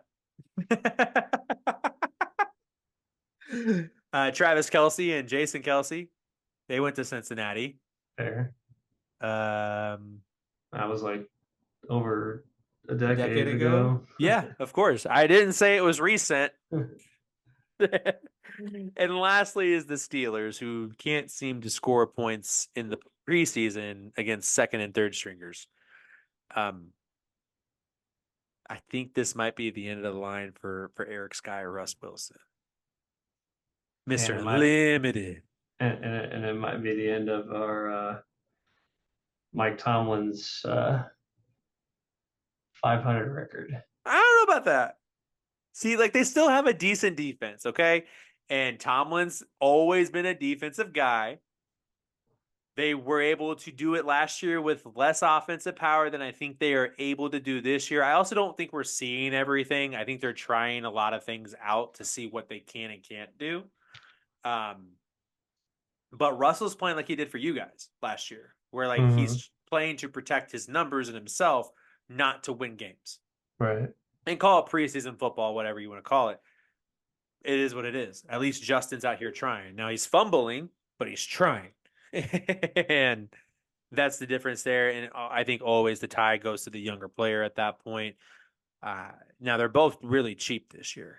And Mm-hmm. so you definitely want to keep both of them. I do think you have to start with Russ because it's easier to go old to young. But I think Justin's ultimately the guy they're going to end up with playing the majority of the season. Um, their schedule is not easy Nope. down the road. To start, it's okayish, but the end of the schedule is brutal. And obviously having to play Cleveland, Baltimore, You say and your division's Cincy, brutal. right? You're asking to go 2-4 there. So I do have them in the last place in the division at 8-8-1. Of course you do. I assume you also have them last in the division. I do. Okay. Who do you have third? Cleveland. I have the Bengals. I had a feeling with your take on Burrow's wrist, that's probably how you were leaning. But I have them at 10-7, vying for the playoffs. So I just between that and then just everybody being unhappy, it seems, whether it's with pay or actually the city itself, Mm-hmm. there seems to be problems there. And they need to resolve those before I actually give them some respect. Also, they kind of haven't really done anything to earn respect. They lost the No, Super Bowl, they lost an AFC championship game, then last year they lost in the divisional round. So, or no, but they didn't even make the playoffs last year. Never mind. no. Yeah, because they didn't have Burrow. He Yeah, was out. yeah. But Jake Browning did so good. Eric Sky. All right, so who's winning the division for you? Who's in second? Baltimore still wins it for me. Okay, and the Bengals are in second for you. Mm-hmm. Okay, I have the Ravens in second. You have Cleveland winning it. Unfortunately, yes. My wife would tell you Cleveland till she dies, even though she was born here in Kansas City. Uh, but here's what I'm thinking. Jameis Winston, ultimate team guy. Ultimate team guy at this point, right? Not a terrible quarterback, not a great quarterback, just a dude. But he brings an energy to the team. Their Mm-hmm. defense, another year older, another year stronger. And the reason that them being older is a good thing is because they were all young. And so they get more experience, they get more speed. Like they're still growing, developing. Hell, half their team hasn't had their full brain, created yet. So between that and their offense, who still has Amari Cooper, which just got Jerry Judy, which we call him Stonehands Judy in the chat. Uh, with Nick Chubb, with Jerome Ford still there, with their tight end, Njoku, Joku. they're they're set up for success. Mm-hmm. And I think that their coach is still a really good coach, Kevin Stefanski. And so I think they're going to perform well. And I have all three of them, the Browns, Ravens, and Bengals, all at 10-7. I just, because of tiebreakers and what have you, the Browns win the division and the Ravens make the playoffs. So that leaves one division, friend, your division, the AFC West. And of course, like we talked about, we'll go through the order. The Chiefs won the division last year for what was it, the 8th consecutive season. Unfortunately, Although you guys did beat the Chiefs once last year we did for the first time in 12 tries. But you are potentially going to start a rookie quarterback. If it's not a rookie quarterback, it's Jared Stidham, who would be a rookie starting quarterback. Mm-hmm. Or if it's not him, it's Zach Wilson, who should still be a rookie quarterback. Zach Wilson isn't starting. Yeah, I know. I'm just saying, like, what if everybody gets hurt? What if? True. All you gotta do is think about it.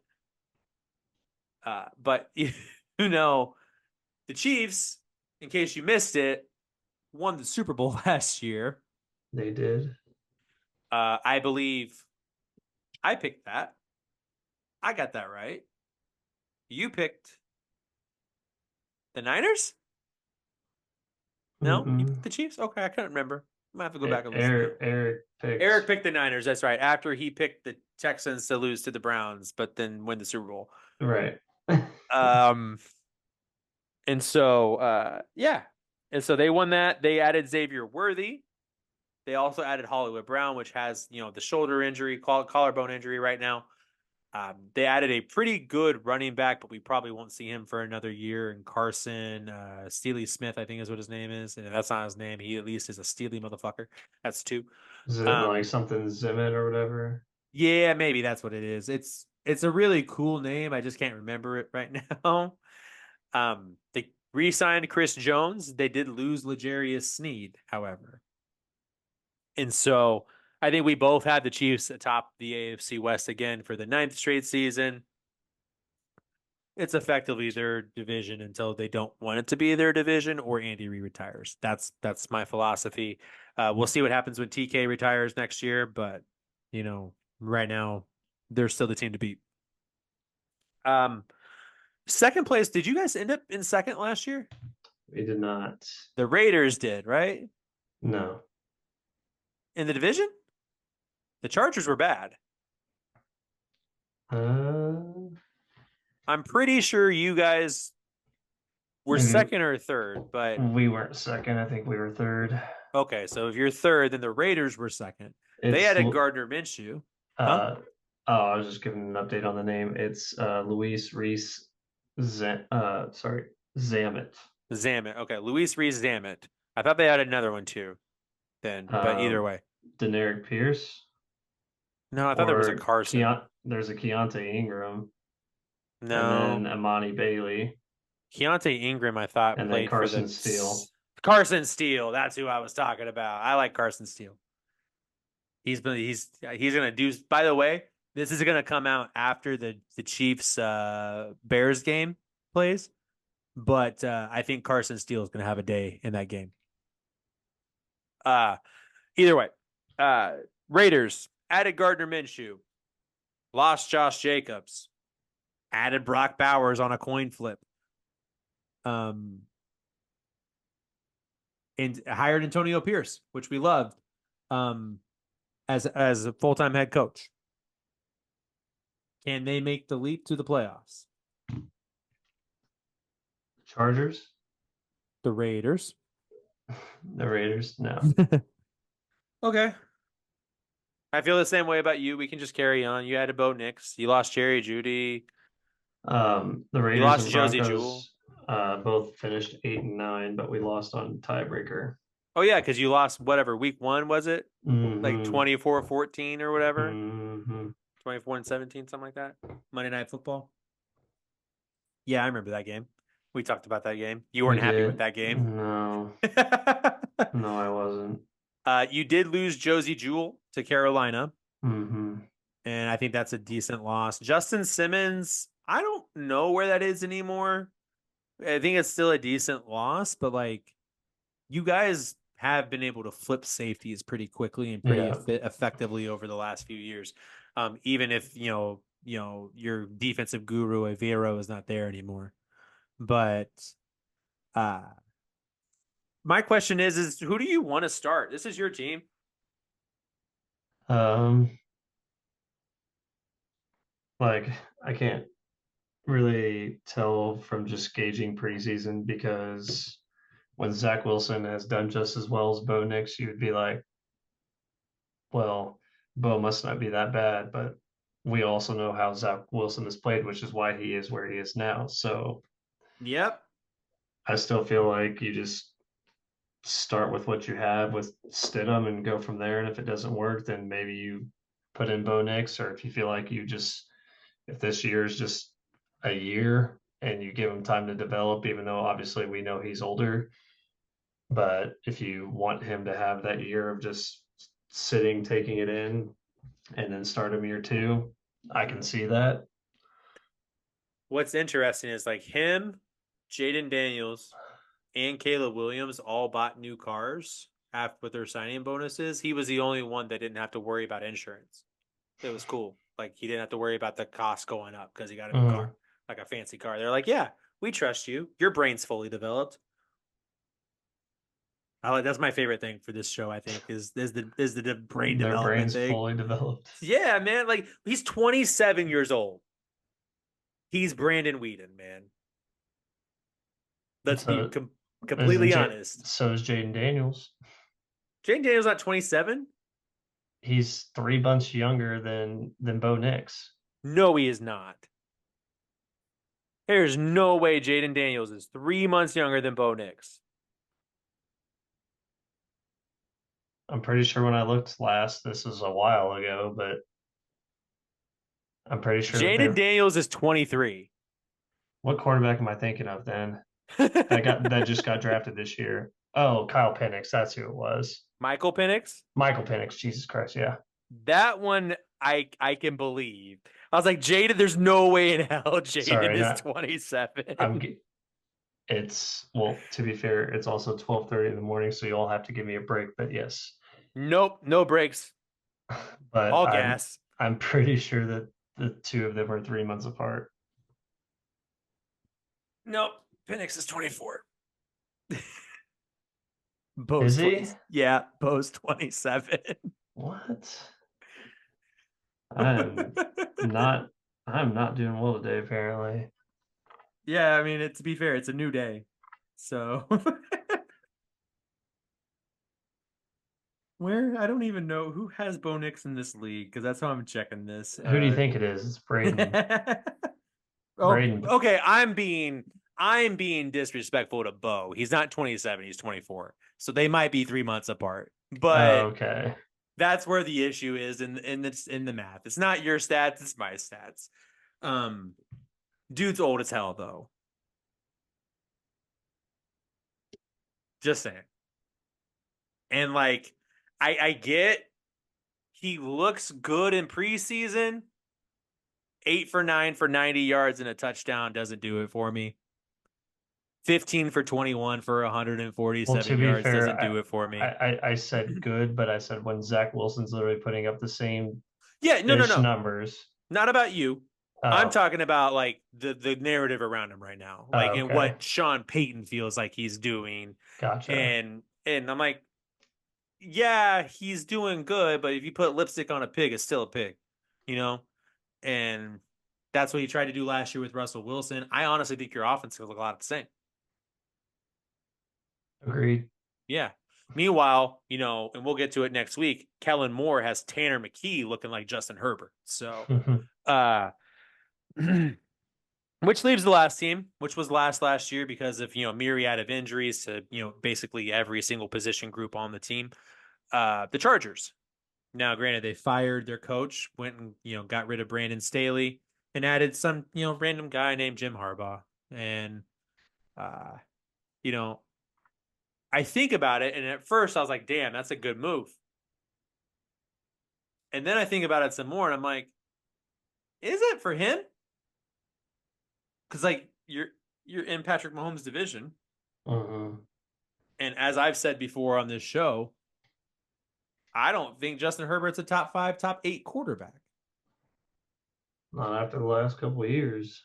No. Now their benefit is that they did sign him early, and so he's cost controlled, and two, they could probably move off of the contract this year and be okay.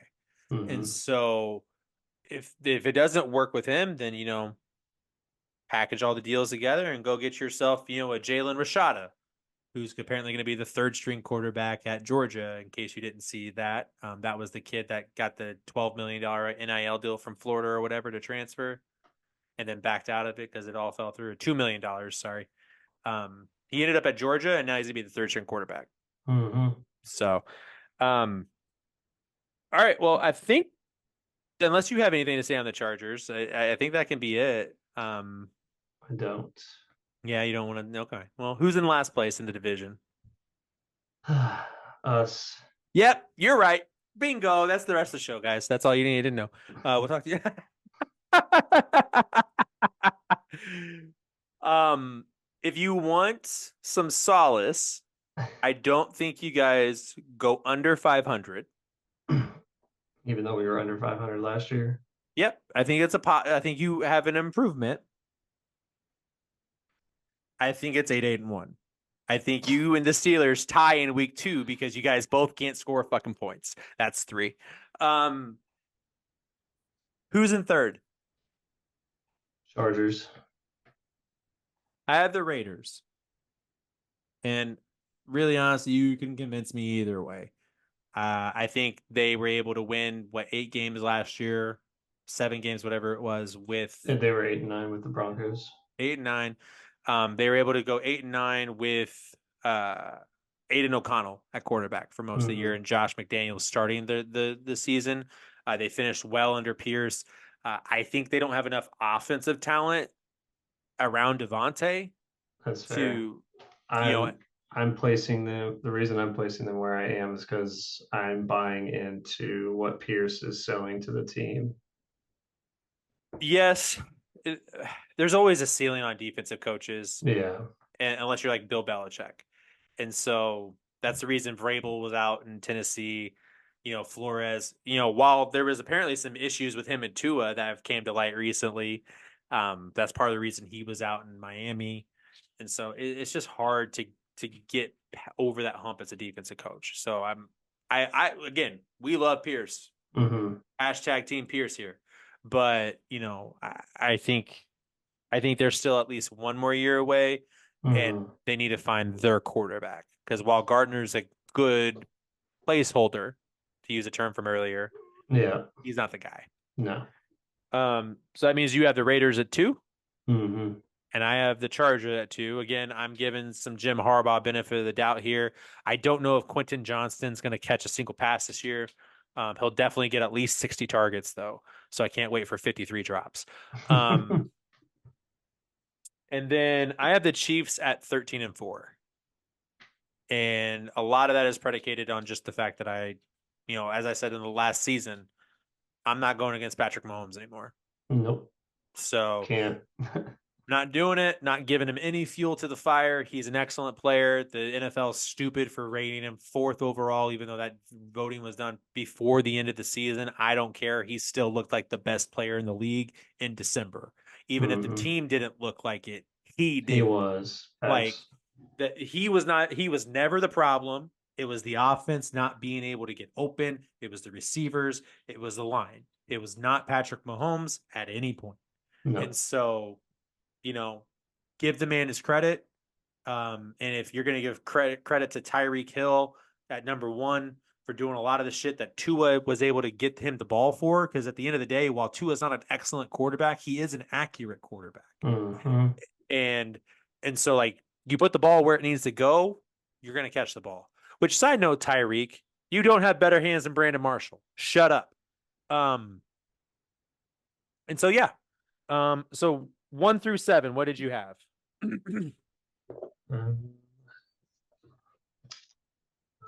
I had the Chiefs at 1. Same. I had Baltimore at 2. Okay, we differ there. I have Dolphins. I have Miami at 3. Okay, I have the Colts there, And then I have Houston at 4. and I have Or the wait, Brown. did I say Baltimore yet? Yeah, you said Baltimore at 2. Oh yeah. Sorry. Houston at 4. I have the Browns at 4. And then I have Cincinnati at 5. Okay, I have the Texans. And then I have um Indy at 6. Okay, I have the Bills, And then Cleveland at 7. and I have the Ravens. So it sounds like we have the same playoff teams. Just different spots. Minus, I have the Bills, and I don't think you had the Bills. No, You had, just the Dolphins coming out of that division. yeah, you had the Bengals instead of the Bills. Hmm. So we just flip, which top 5 quarterback from last year we want to roll with. Um, yeah, that's fair. I like that. I wonder what Eric picked. We asked him to send us this stuff, and he didn't. So maybe we'll get it next week, and we can Whatever inform day everyone. he'll say, we just expect it 3 days later. Yes. So, or we ask him for it by a specific day, and that way we can get it 3 days later Right. on time, right? So, I'll make sure to let him know that we need it by Sunday, and I'll probably get it by Tuesday afternoon. Uh, Eric, buddy, we love you. We miss you. We hope everything's going well with your life events that are going on right now. If there's, a way for you to be back on the show sooner than later, we'd love to have you. Always. Happy birthday to Ariana. Yep. Happy birthday to Ariana as well. But yeah, I think that's our first show of the season 4, man. Yeah. This is a good show, man. Snaps. So, but hey, you guys got to let us know. Are we geniuses or are we just crazy? Thanks for tuning in. We'll see you soon.